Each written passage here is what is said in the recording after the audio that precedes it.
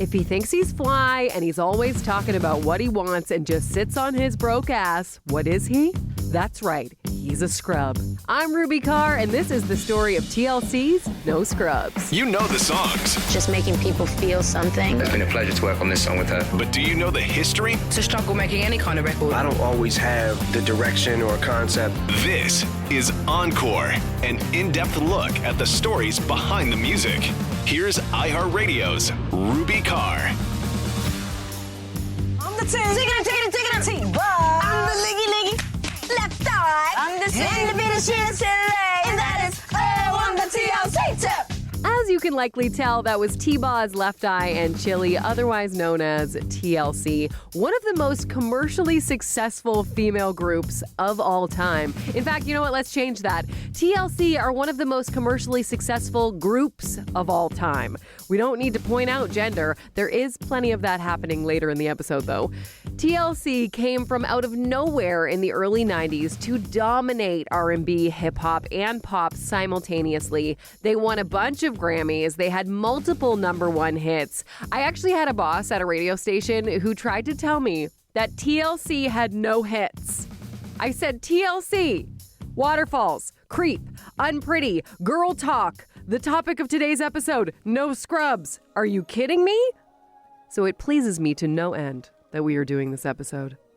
TLC completely changed music in the 1990s, but unfortunately, with all of that came a lot of drama and, of course, as we remember, a heartbreaking tragedy. The story of TLC began in Atlanta, Georgia in the year 1990. A local record producer named Ian Burke was looking to put together a group, specifically the female answer to the popular male R&B group Belle Biv DeVoe.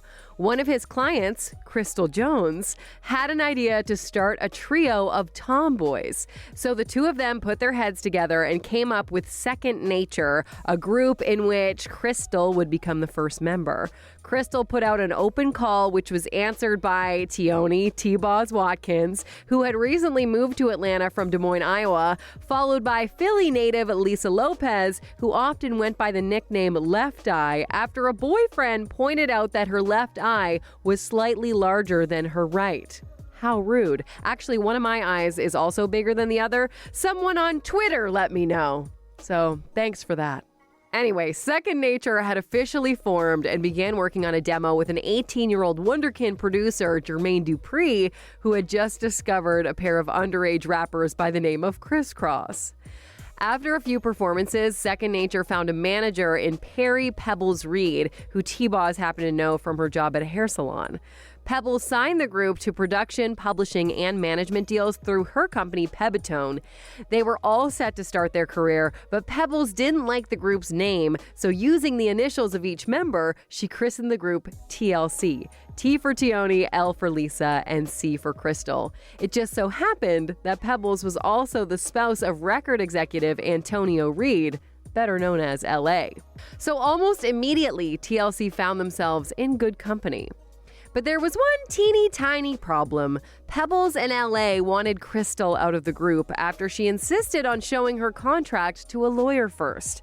That seemed to ruffle some feathers. In the 2013 VH1 movie Crazy Sexy Cool, the TLC story, Crystal was depicted as a weak and incompetent performer. However, she would tell the Rolling Out website, "They tried to make it look like I wasn't interested, and they came up with all these excuses. We didn't know each other before all of this. We were just getting to know each other. During the time around the contract issue, they started distancing themselves from me."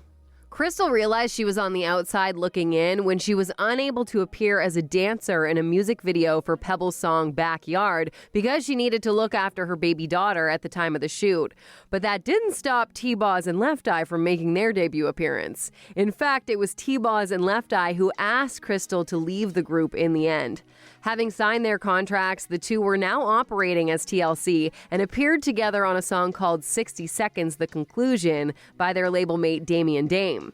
Not only did they get a feature on his debut album, they also found their new C member in Rosanda Thomas, a dancer for Damian Dame, who handily went by the nickname Chili. Solidified as a trio, TLC signed a record deal with LaFace through Pebble's label Pebbatone in May 1991 and quickly jumped into the studio to sing backup for Jermaine Jackson, brother of Michael. From the start, L.A. Reid would tell the press that his involvement was limited because he knew the trio had their own ideas of what they wanted the group to be. T-Boz, Left Eye, and Chili were different from every other act out there. They injected attitude and exuberance into their music, which combined R&B, rap, pop, hip-hop, and New Jack Swing.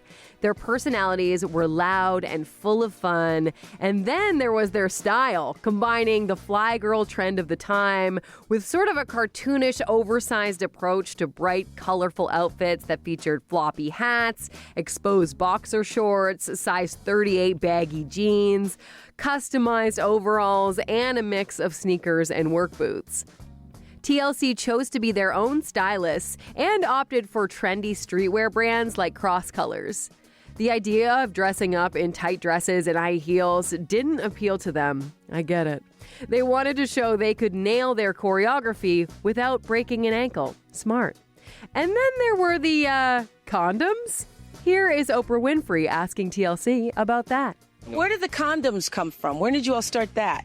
Hey, Lele, started right in my house. Let's see, me and Chili were going somewhere, and as we were about to leave, I ran back in the house because I forgot something, and something just said, pick up the condom in the safety pin. It didn't, I don't know. But something said that. Something tapped on me and said, pick it up. And I ran back to the car. I was like, yo, Chili, take this and pin it to your clothes. If anybody asks you why you're wearing it, just tell them it's for safe sex and start explaining to them. So we kind of took it from there. The condom trend was mostly the work of Left Eye, who early on would stick a rubber onto the left lens of her glasses, emphasizing that nickname of hers. But all three members would pin condoms on their clothing and encourage their fans to follow in an attempt to empower young girls to have their own protection available so they wouldn't have to rely on guys. This was during the AIDS epidemic when there was a real panic, paranoia, and a public health crisis going on in the U.S. TLC felt it was important to get people talking about it. Now, naturally, parents and the media accused TLC of encouraging young people to have sex, but the trio were vocal in their message. Here they are sharing it on Vision's Philadelphia TV. We're talking about something that needs to be talked about. We're not saying go out and have sex. We're saying if you're having sex, protect yourself and have safe sex. For the better part of 1991, TLC were in the studio making their debut album with a group of songwriters and producers such as Babyface, L.A. Reid, Dallas Austin, Da Funky Bunch, Jermaine Dupri, and Marley Marl. While that sure sounds like a lot of adult men composing music for young women, Left Eye took a vested interest in the group's songwriting and contributed to every song they recorded. Vocally, each member offered a different style. Left Eye was the full of beans rapper, Chili had the more melodic R&B pop voice, and T-Boz offered a uniquely deep and rich timbre that gave her sort of a sultry swagger. In the studio, TLC made sure to keep the mood fun, pulling pranks in the studio like starting water fights and putting fake cockroaches in the food of their record label reps whenever they'd be wined and dined. And while they may have acted like kids when they weren't working, TLC were serious about writing songs that portrayed them as strong, independent women. Initially, they rejected the idea of being feminists, but in an interview with Billboard, Chili said, I remember we were called feminists and we cracked up laughing because we were like, what? Why are they calling us feminists? Back then, we didn't take being called feminists as a compliment. We were like, oh my God, we're not feminists. We took it as a bad thing. But then after a while, we just embraced it. But we didn't necessarily put ourselves in any category. We weren't saying, yeah, we're feminists. We're TLC, and we just tell it like it is. TLC's debut album, Ooh on the TLC Tip, was released on February 25th, 1992. And just in case you've never counted, there are 7 O's in the word ooh, along with 3 H's. The group decided to exaggerate the spelling of the word at the very last minute before its release to emphasize that they really were on their very own tip.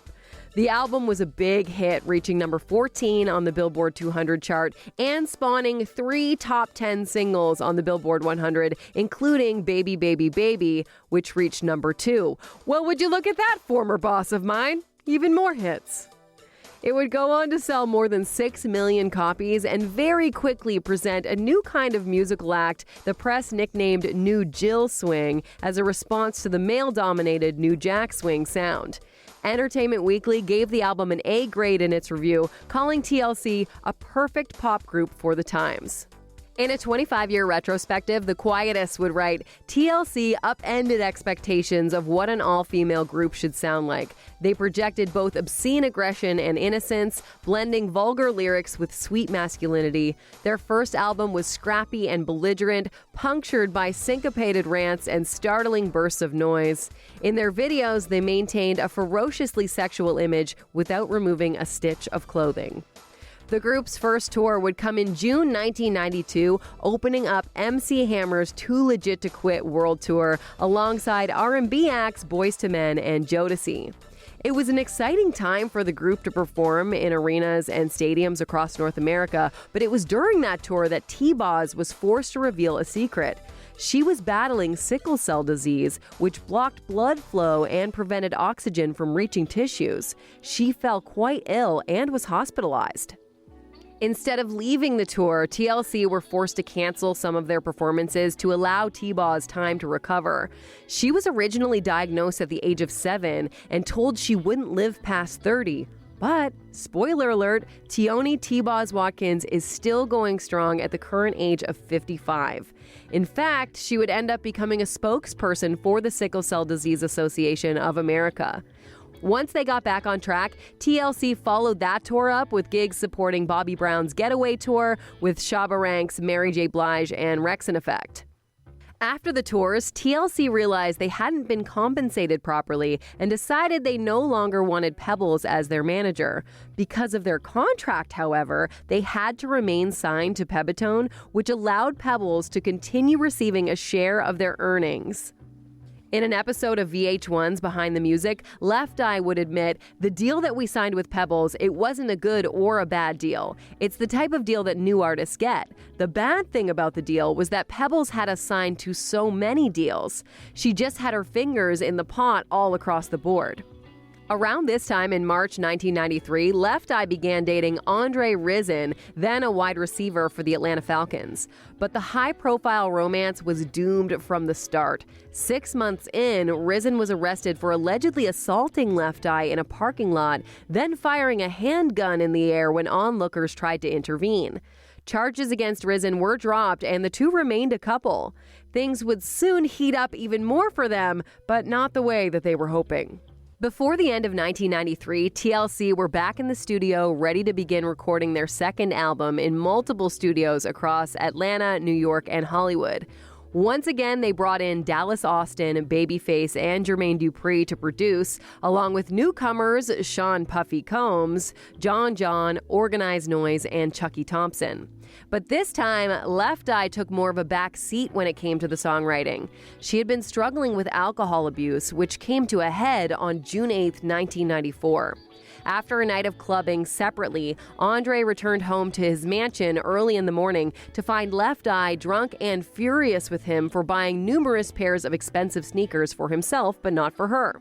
According to Andre, Left Eye became physically violent with him. He would tell People magazine, "I knew she'd been drinking some, but I didn't know what was upsetting her. I started taking blows to the face. Finally, I grabbed her and asked her what was wrong, but she kept coming at me."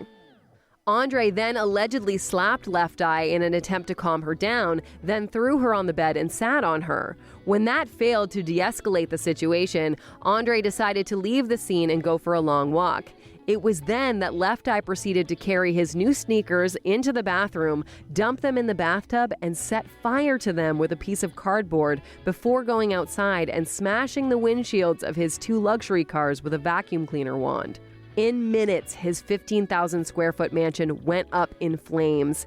His brother witnessed Left Eye watching the house burn, shouting, "I don't care anymore." Andre would spend the night at his teammate's place and only learn that he had lost his home and all of his possessions when he arrived home to see fire trucks extinguishing what was left of his property. Left Eye would later tell the press that the fire was an accident and that "I was just trying to barbecue his tennis shoes." The next day, on June 10th, Left Eye turned herself in to the Atlanta police, who charged her with first-degree felony arson. She was sentenced to 5 years of probation and a $10,000 fine and released on $75,000 bail. Just 5 days later, Left Eye's lawyer told the press that she had voluntarily entered rehab to treat her alcohol abuse. Now, one would think after burning down a house worth millions, not to mention all their other issues, this romance, like the house fire, would be extinguished. But Left Eye and Andre would continue to date for 7 more years and even get engaged. The relationship didn't end until 2001. Andre would eventually marry a woman named, and I kid you not, Lisa Lopez. Same name as Left Eye, just a different spelling of her last name. What are the chances?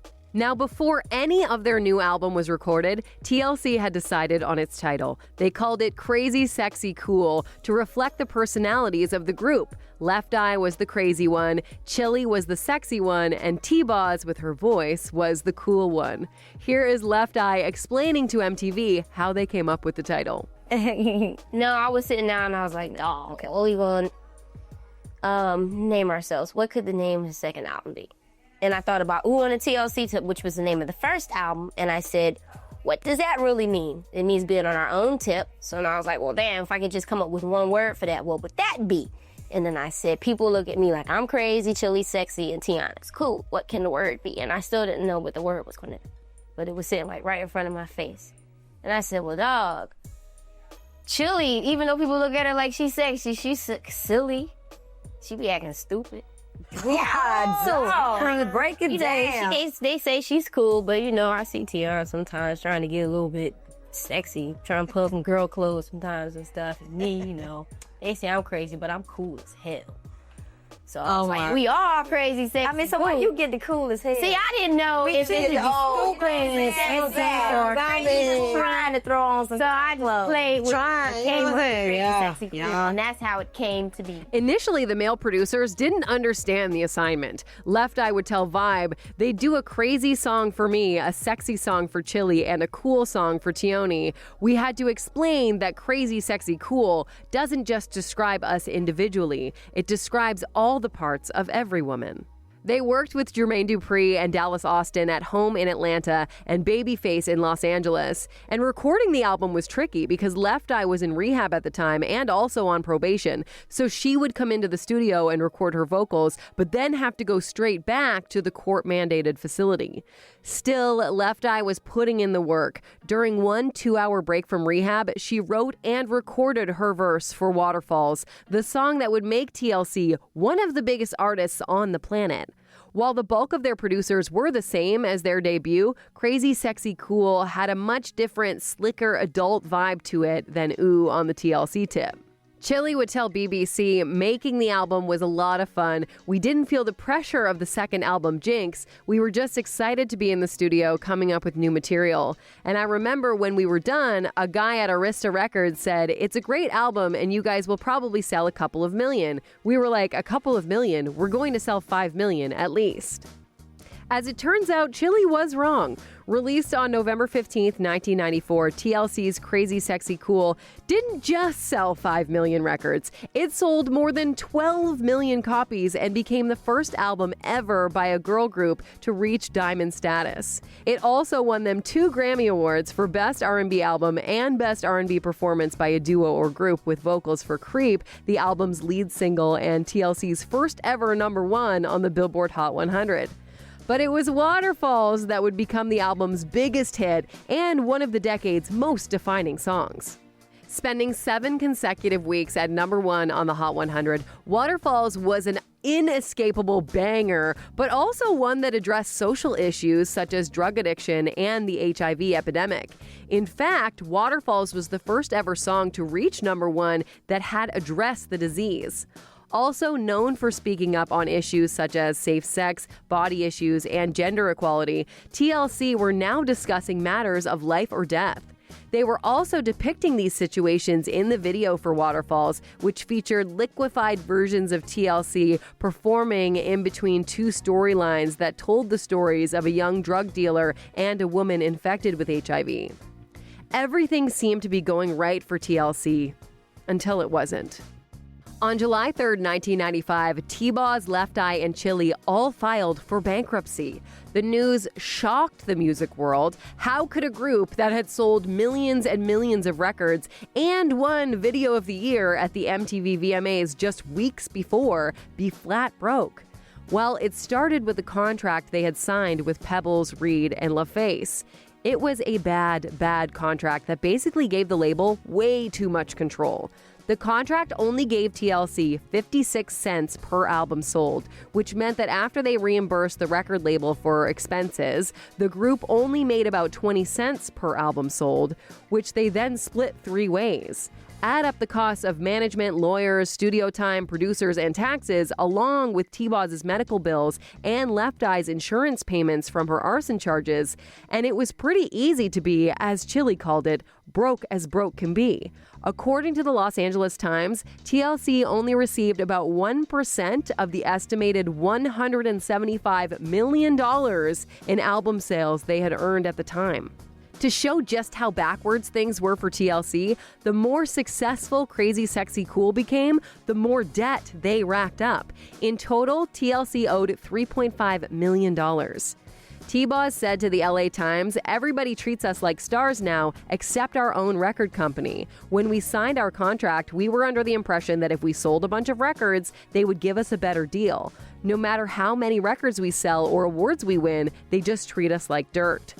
In November 1996, TLC would agree to a settlement with LaFace Records and Pebitone Inc. that allowed them to sign a direct recording contract with LaFace and release them from all contractual obligations with Pebitone.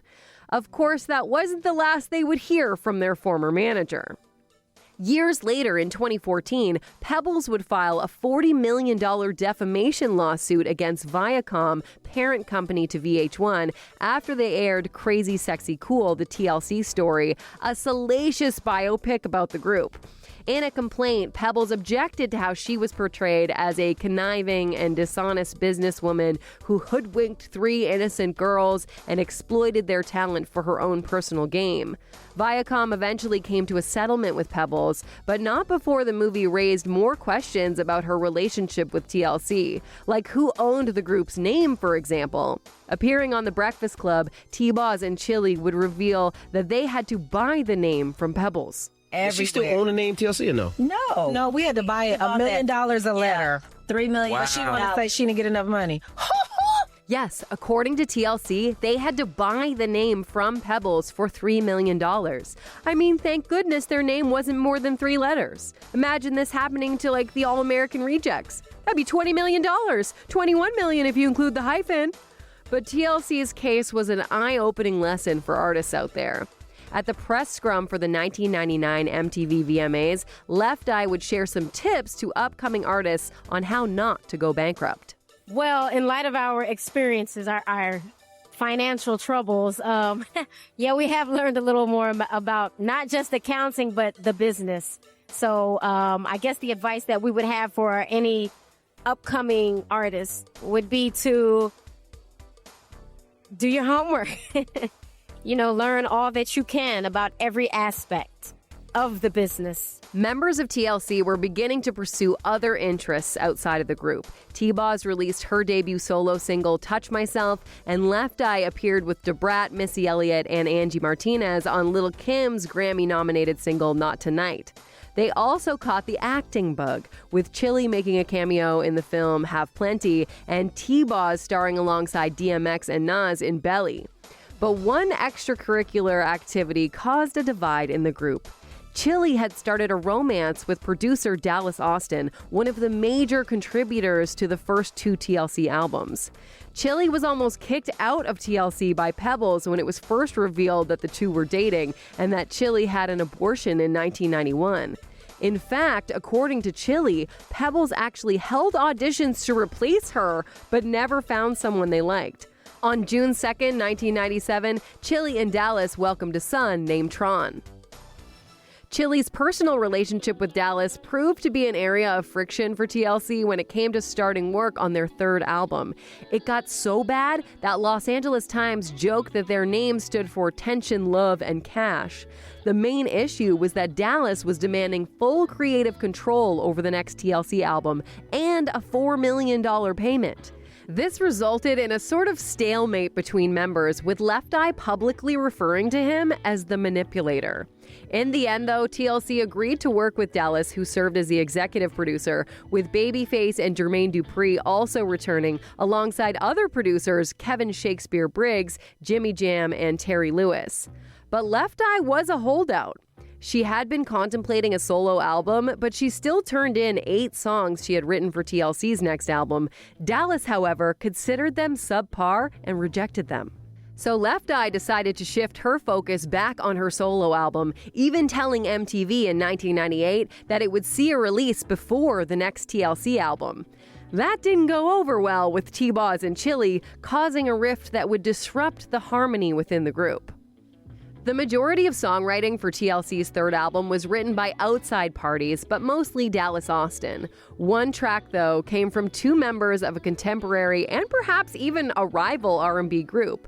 Like TLC, Escape was an all-female group who got their start in the early 1990s. But unlike TLC, they had not sold millions and millions of records. In 1998, Escape had called a hiatus, leaving members Kandi Burruss and Tamika Tiny Cottle with some free time. One day, Kandi was driving around Atlanta with a friend listening to songs her friend Kevin Shakespeare Briggs had sent her.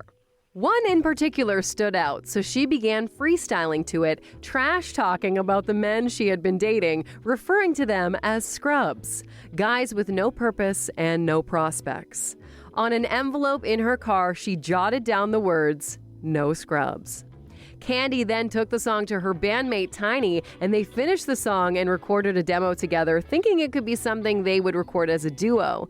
But instead, they saw its potential and shopped the track around. No Scrubs ended up in the hands of Dallas Austin, who wanted it for TLC. Some of the lyrics were altered to fit TLC's vibe, and Left Eye added a rap verse, but the song definitely fit the tone and themes of TLC's album. Sharing the same DNA as the futuristic productions Timbaland and Missy Elliott had conceived for Aaliyah, Shakespeare cooked up something fresh and innovative for No Scrubs, using a looped acoustic guitar riff and skittering electronic percussion. For the first time, Chili was given the lead vocal to call out all of the screw-ups and introduce this new feminist agenda.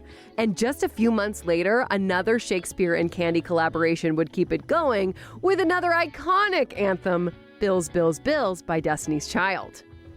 Released on February 2nd, 1999, No Scrubs was the lead single from TLC's forthcoming album, Fan Mail. Although it had been more than 4 years since their last single, No Scrubs was a bona fide hit from the moment it hit radio. I mean, come on, you can see why. The song shot up the Billboard Hot 100, reaching #1 in the U.S., where it sat for 4 consecutive weeks, as well as Canada and Australia. Part of its success was due to LaFace releasing 2 different versions, one with Left Eye's rap and another edit without, allowing it to reach more formats across radio. The press also loved it, especially the attitude behind it, with Vibe calling it a scathing critique on men at the bottom of the dating pool. I love that take. And NME deeming it soulful, simply and quietly witty, arguably the best song ever about not wanting to sleep with someone you're not attracted to in the first place. Yes, that. With No Scrubs, women finally had their anthem to recite should they need to blow off any unwanted advances from a scrub or busta. Naturally, said good-for-nothing men, though, tried to start a backlash against TLC for publicly calling them out. Here is TLC telling Much Music's Sookie and Lee all about it. What's the reaction been to that particular song?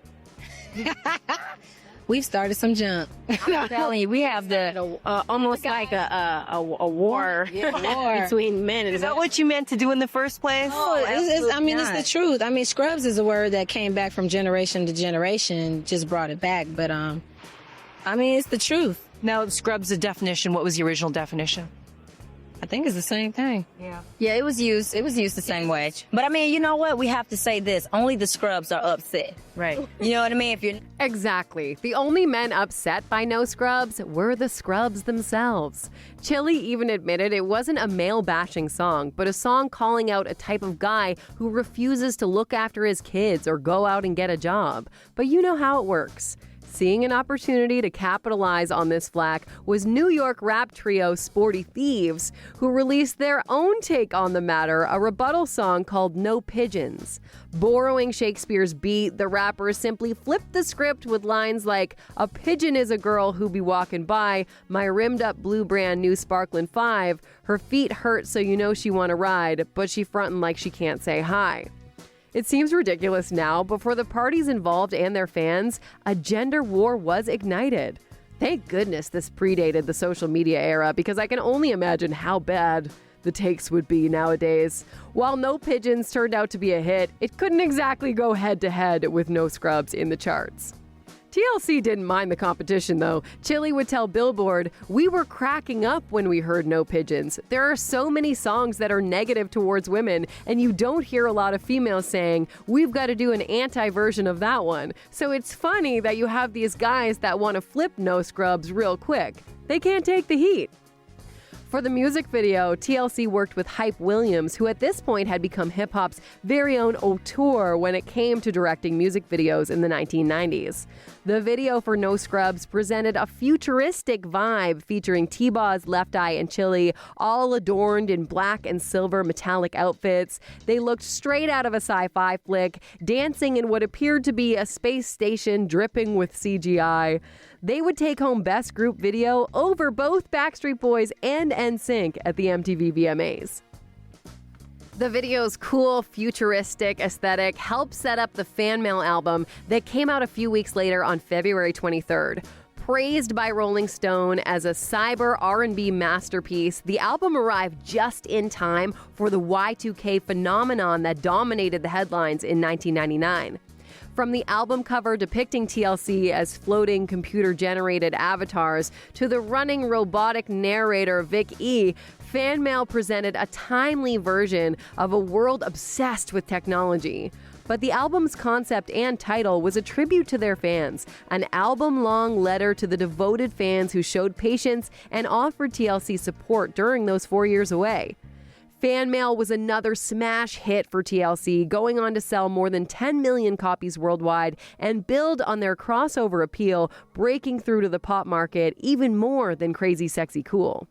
TLC were not just the biggest R&B group in the world, they were now one of the biggest pop groups too. Needless to say, the Grammy Awards strictly recognized them as an R&B act, but they dominated the category in 2000, with Fan Mail winning Best R&B Album and No Scrubs taking Best R&B Performance by a duo or group with vocals. It sure seemed like a great time to be in TLC. But sadly, it wasn't. Later in 1999, T-Boz and Chili called out Left Eye in an interview with Entertainment Weekly, accusing her of being self-centered and questioning her commitment to the group during the Fan Mail cycle. They said Left Eye had skipped rehearsals, dissed them in interviews, and even threatened to quit TLC, which would have frozen all of the group's finances. Chili said it was the most evil, selfish, heartless thing anybody could ever do. Left Eye, who was still hurt over Dallas Austin rejecting her songs, told Vibe that she could not stand behind Fan Mail and that the music did not represent her. She responded to T-Boz and Chili with an open letter issuing them a challenge. It read, "I challenge Tioni Player Watkins and Rosanda Hader Thomas to an album entitled The Challenge, a 3-CD set that contains 3 solo albums.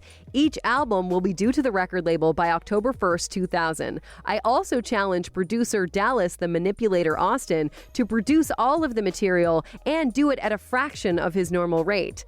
As I think about it, I'm sure LaFace would not mind throwing in a $1.5 million prize for the winner." Left Eye would later downplay the challenge and tell Entertainment Weekly that she really just meant 3 singles, but the message was loud and clear. Left Eye was not feeling much tender loving care. But as in most cases, some time apart seemed to heal all of their wounds. They each pursued personal interests. Left Eye continued to work on her solo album, Supernova, which would release to little fanfare in 2001. She would quickly return to the studio to begin work on a second solo album, NINA, aka New Identity Non-Applicable, and even recorded some raps with TLC for their next planned album, 3D.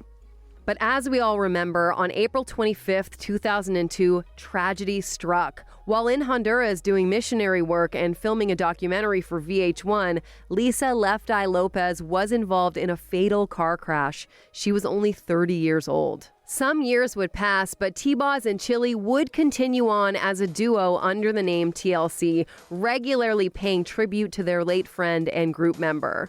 They still tour to this day, and in 2017 even released a new album that included an interlude with samples of Left Eye from interviews. They're able to continue the legacy thanks to their incredible run in the 1990s that produced massive hits like No Scrubs, a song that still resonates with their fans, both old and new. No Scrubs has become a millennial feminist anthem over the years, calling out men and dragging them for being players. It's hard not to hear the song's message of women empowering and respecting themselves in the music of some of the biggest artists today, like Rihanna, Taylor Swift, Ariana Grande, and Beyonce. No Scrubs has even had a major impact on artists you wouldn't ever expect. Both nerd rockers Weezer and country hipster Casey Musgraves have turned heads by covering the song in their respective styles. And in 2017, everybody's favorite redhead, Ed Sheeran, gave songwriting credits to Candy Burris, Tamika Cottle, and producer Kevin Shakespeare Briggs when it was pointed out that his #1 hit, Shape of You, sure sounded a lot like No Scrubs. As you may recall from our Encore episode about Ed's song Thinking Out Loud, he has faced some lawsuits over his songs sounding like others. But who can blame him? No Scrubs is an all-time bop. Everyone should want their song to sound like it. I'm Ruby Carr, this is Encore and the story behind TLC No Scrubs. I will say before I go, our definition of a scrub has changed over the years. The internet has pointed out, due to the increase in gas prices, a man hanging from the passenger side of his best friend's ride is no longer a scrub. He is a man making smart financial decisions, and I'm intrigued. And also, he lives at home with his mother? With housing costs?